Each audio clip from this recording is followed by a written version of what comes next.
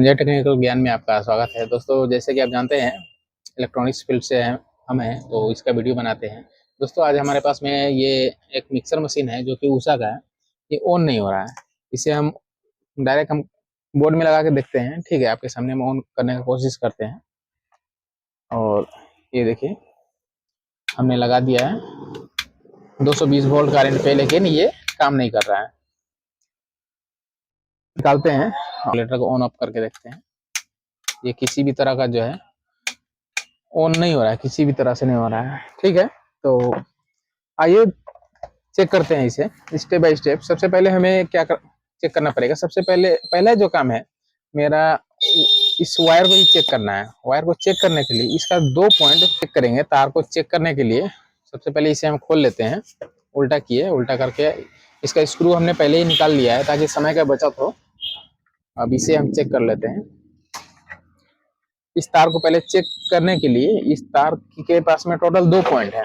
ठीक है, तो इसका इस तार का 1 पॉइंट और इसका जो दूसरा पॉइंट आ रहा है ये है। तो इसको हम चेक कर लेते हैं।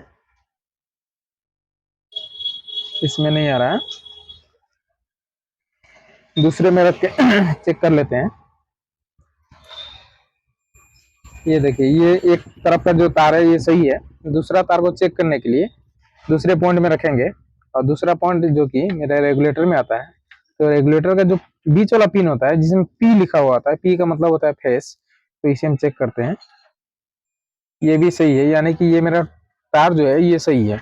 अब इसे छेड़छाड़ करने की कोई जरूरत नहीं है। अब दूसरा जो चेकिंग होगा मेरा, ये OLP का चेकिंग होगा। ठीक है, तो OLP को चेक करने के लिए इसे कंटिन्यूटी मोड में रखेंगे और इसका 2 पॉइंट होता है, एक इन होता है एक आउट होता है। तो दोनों पॉइंट पे हम रखेंगे और इसे हम चेक करते हैं। इसमें कंटिन्यूटी आना चाहिए, अगर सही होगा तो, खराब होगा तो नहीं आएगा। चेक करते हैं, ये भी कंटिन्यूटी आ रहा है, बीप आ रहा है, इसका मतलब ये भी सही है। ठीक है, अब रेगुलेटर को हम चेक करते हैं। रेगुलेटर को चेक करने के लिए हम ऑन पोजीशन में करेंगे, यानी 1 नंबर में कर देंगे। ठीक है, और इस फेस का जो पॉइंट है इस पॉइंट पे एक प्रोब को रखना है, दूसरा प्रोब को हमें बारी बारी से चेक करना है, एक एक करके। तो इसे चेक करते हैं।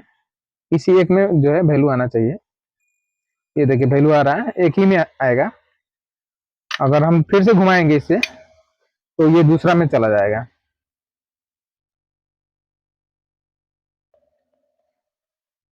हमने उल्टा घुमा दिया है और हाँ, इस तरह से घुमाना है।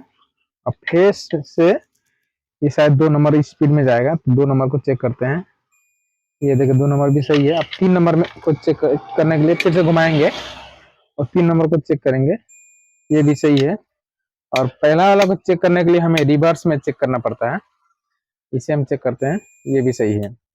ठीक है, तो टोटल मिला के जो मेरा है ये तार सही है, मेरा ओवरलोड भी सही है क्योंकि ये भी कंटिन्यूटी दिखा रहा है, तार भी दिखा रहा है, ये भी सही है।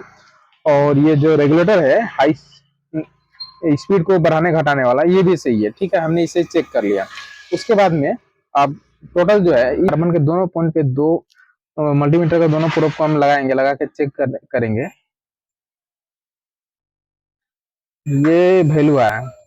इसका अंदर का जो आर्मेचर है ये सही है। ठीक है, अंदर का जो आर्मेचर है ये सही है, लेकिन इस वाइंडिंग को चेक करने के लिए हमें क्या करना पड़ेगा, यहाँ इस रेगुलेटर में टोटल जो पॉइंट है, टोटल पॉइंट है 4।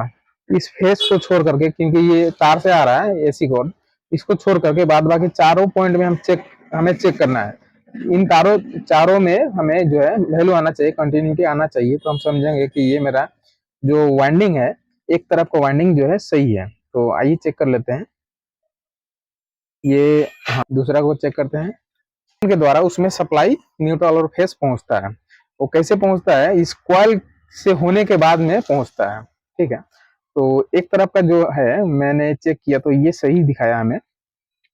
अब दूसरे तरफ को चेक करने के लिए, जो कि मेरा OLP में आ रहा है, ओवरलोड में आ रहा है, तो ये मेरा ओवरलोड का वायर है। यहाँ से वो ये रेड कलर का जो देख रहे हैं ये यहाँ पे आया, इससे हम चेक करें। इससे ये ब्लू कलर का जो वायर है इसको हम चेक करेंगे। ठीक है, तो आइए चेक कर लेते हैं। एक तरफ का हमें सही दिखाया, दूसरा तरफ का जो है क्या दिखा रहा है उसे हम चेक करेंगे। तो ये वाला है, तो एक पॉइंट पे हम यहाँ पे रख लेंगे मल्टीमीटर का प्रोब को और दूसरे प्रोब को हम इस पॉइंट पे रखेंगे जो कि कार्बन का पॉइंट है यहाँ पे। दोस्तों ये भी सही दिखा रहा है, लेकिन क्या हो रहा है कि फिर भी चालू नहीं हो रहा है। तो एक बार हम करंट में लगा के फिर से हम चेक करेंगे, आइए देख लेते हैं। तो हम थोड़ा सीधा कर लेते हैं सॉरी मिक्सर मशीन को। अब इसे हमें, तो दोस्तों जैसा कि आपने देखा, तो क्या करते हैं कि फिर से हम अब इसे मल्टीमीटर को साइड में रखते हैं और इसे हम डायरेक्ट जो है सीरीज कनेक्शन में देखते हैं, पैरेलल कनेक्शन में बाद में देखेंगे, पहले सीरीज में ही देखते हैं। सीरीज में लगाते हैं और इसे स्विच ऑन करके देखते हैं।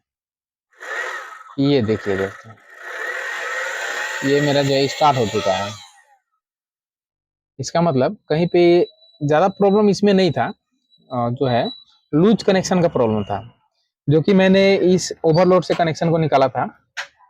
तो शायद हो सकता है कि कभी कभार ऐसा होता है कि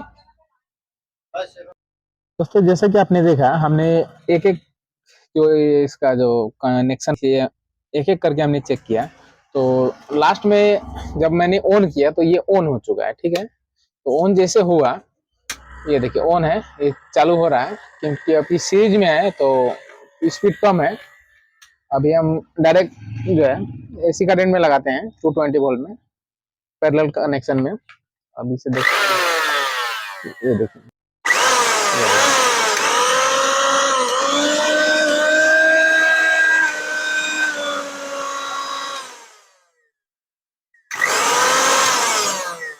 दोस्तों यहाँ पे एक और फॉल्ट मुझे दिखाई दे रहा है, क्योंकि ये चल तो रहा है ठीक है, लेकिन ये जाम चल रहा है, ठीक है, जिसके कारण से ये देखिए वाइब्रेशन देखिए,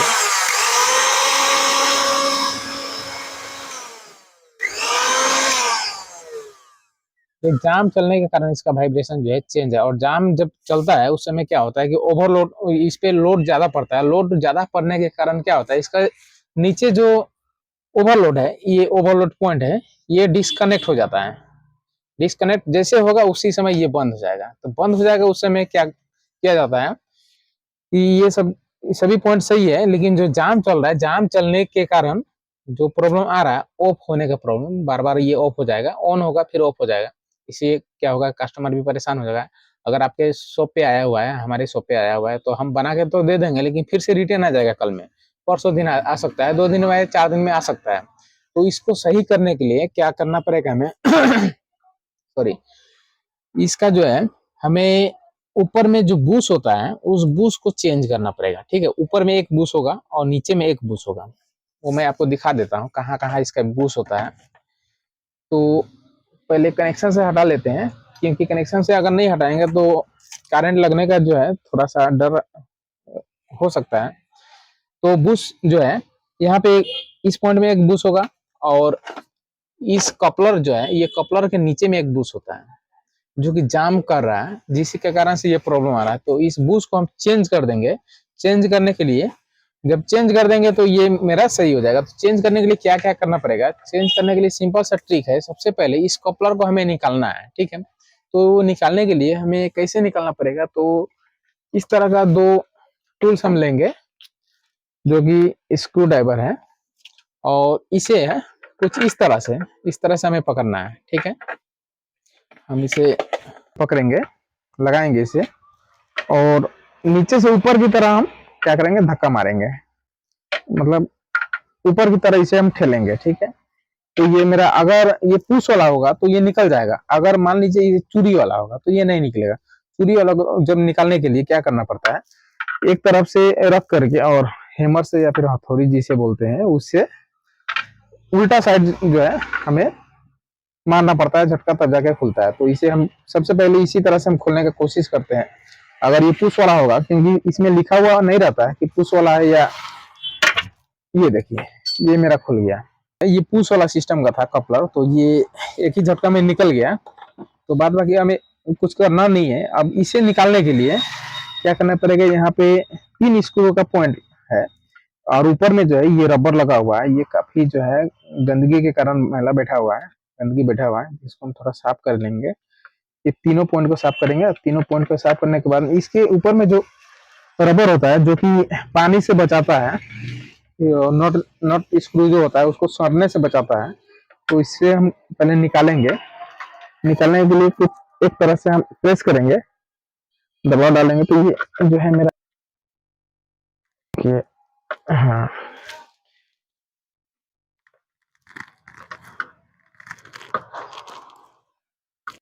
दोस्तों, इस रबर को हमने निकाल लिया है। निकालने के बाद में क्या होगा कि ये स्क्रू है, और इन तीनों स्क्रू को हमें निकालेंगे इस तरह से उल्टा करके। तो ये काफी मजबूत हो चुका है, जाम हो चुका है। ये निकल रहा है। इसी तरह तीनों स्क्रू को निकाल लेंगे। निकालने के बाद में क्या होगा, मोटर जो है मेरा नीचे आ जाएगा। करना क्या है, सिंपल सा जो फंडा है, इसका जो है बूस्ट को हमें को पहले निकालते हैं। काफी जाम था, क्योंकि जाम ये हो जाता है काफी समय से, अगर बंद हो तो उल्का हुआ है तो जाम तो हो ही जाता है। वाला जो स्क्रू है ये भी निकल चुका है। काफी जाम था, खोलने में जो है ताकत थोड़ा लग रहा था, लगाया हमने क्योंकि ताकत है। ये तीनों स्क्रू निकल चुका है। अब क्या करते हैं, मोटर को अब निकाल लेते हैं। ये देखिए मेरा मोटर जो है बाहर आ चुका है, ये कवर इसका बाहर आ चुका है। अब इसमें से हमें अब खोलने के लिए इंच है, ये 8 नंबर का है, और 8 नंबर 3 इंच हो या फिर इंच हो, 8 नंबर से ही खुलता है। ये इस तरह से आराम से पकड़ा जाएगा इसमें, और इसे आराम से एंटी क्लॉकवाइज नचा देंगे तो ये खुल जाएगा। इसे खोलेंगे, खोल करके इसे हम, क्योंकि ये दोनों साइड में होगा, ये लंबा सा स्क्रू है, ये एक निकल गया, दूसरा भी ये ढीला हो चुका है।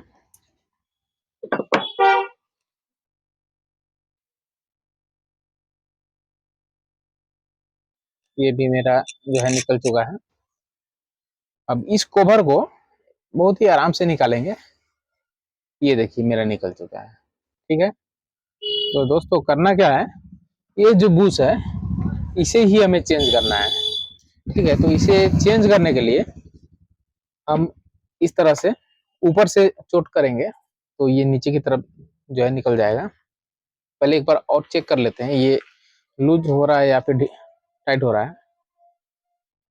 ये देखिए लूज है, काफी लूज है, इसीलिए तो जाम हो रहा है बार बार, जो है ये बंद होने का प्रॉब्लम आ रहा है इसमें, ठीक है। तो इतना लूज नहीं होना चाहिए, घिस गया है, क्योंकि इसमें बेरिंग नहीं होता है, इसमें बूस्ट लगा हुआ होता है।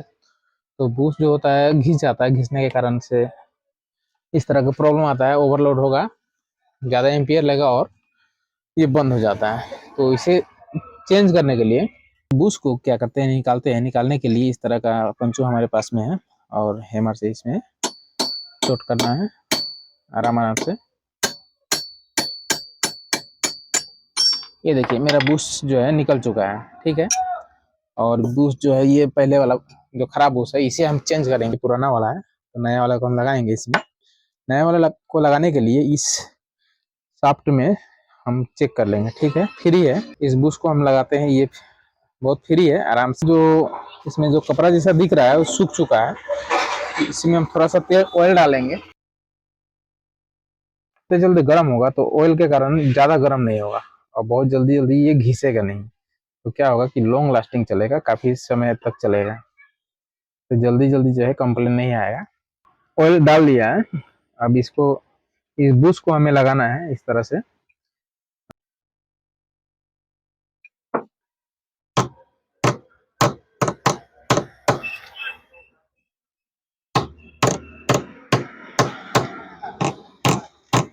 थोड़ा टाइट कर लेते हैं चारों तरफ से।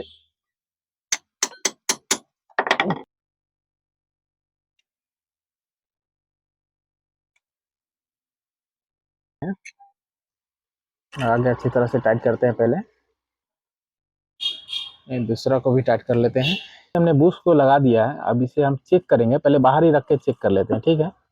तो इसको प्लायर से हम पकड़ लेते हैं मजबूती से, ताकि ये भागे ना। लगा दिया। अब इसे हम ऑन करते हैं, ठीक है। ओ देखिए भाग रहा है ये। अब सही हो चुका है, चल रहा है, यानी कि सही हो चुका है। करके फिर से चालू करके देखेंगे, इसे फिटिंग फिट कर लेते हैं।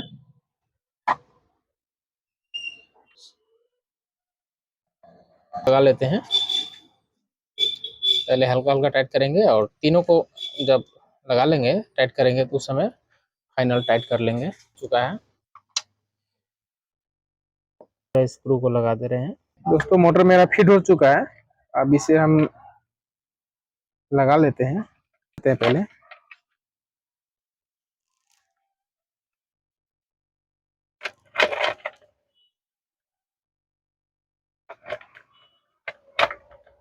दोस्तों हमने इसे फिटिंग कर लिया है। अब इससे जो है बेस को इसे भी फिट कर लेते हैं। ये देखिए एक बार में ही फिट हो गया, ये कंप्लीट है। और एक बार चालू करेंगे उसके बाद में फिर से स्क्रू को लगा देंगे, ठीक है। ऑन करके देख लेते हैं।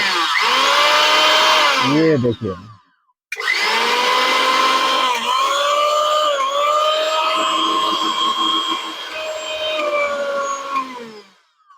जबकि मेरा कंप्लीट हो चुका है, तो अब कपलर को भी लगा लेते हैं। जिस तरह से निकाले थे उस तरह से रख के दबा देंगे, ठीक है। ये मेरा हो चुका है। अब स्क्रू को भी लगा लेते हैं फटाफट से।